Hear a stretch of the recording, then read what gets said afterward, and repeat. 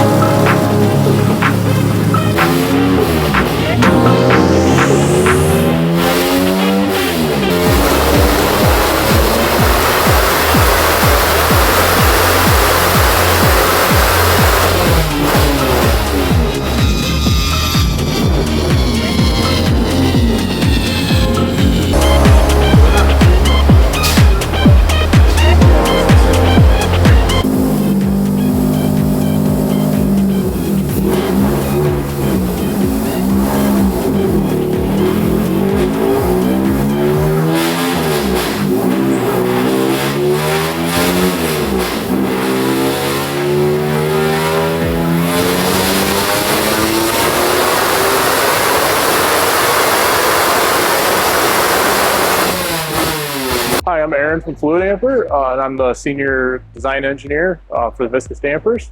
And today we are here to measure the performance of our Honda J V6 dampers that we developed working with PT Rev.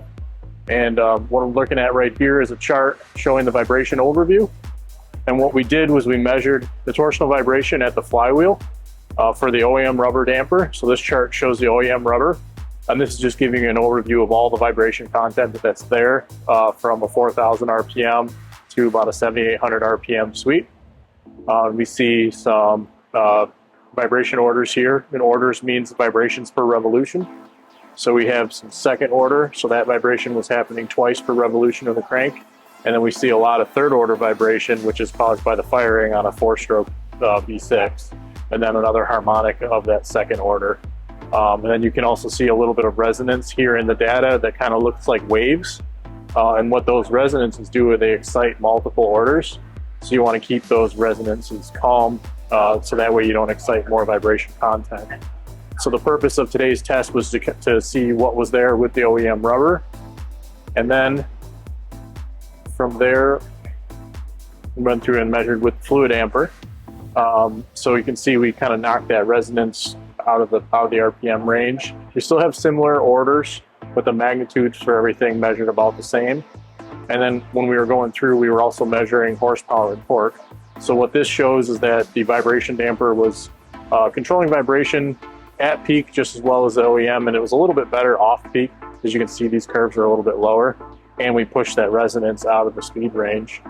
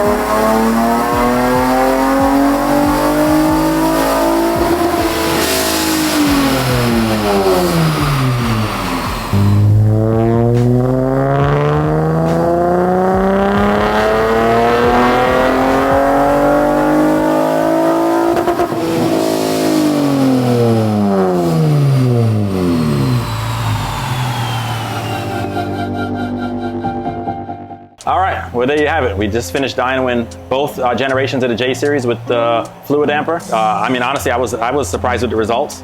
We picked up, I think, 7 horsepower on both the first generation engine and on the second generation engine. How do you think the results was? I think the results came out really well. Typical of what we see when we're testing our Fluidamprs. We went through and we saw some horsepower freed up that was lost to vibration resonances. But then we also showed that the engine had reduced vibration, and then also across the board we didn't see any increases in vibration. I was happy with the results. I mean, we went from a more race car scenario and where we would expect a little bit more vibrations and everything from the crank, and that we saw a horsepower gain right off that. And then we went to a more stock kind of engine, and we even saw a horsepower gain even on a pretty much all OEM setup. So that was pretty exciting, and I'm pretty excited to release this new part for the J Series community. And that's the great thing about the damper is it's very flexible. So you can use it on your race car, you can use it on a car that's just a tuned up daily driver. You're going to see some benefits no matter what. Awesome. Well, I do appreciate you guys putting effort and time to develop something for the J Series. This platform doesn't really get a lot of love. I've been trying to develop J for many years, and again, I appreciate you guys coming out, and I'll see you around. All right, thank you.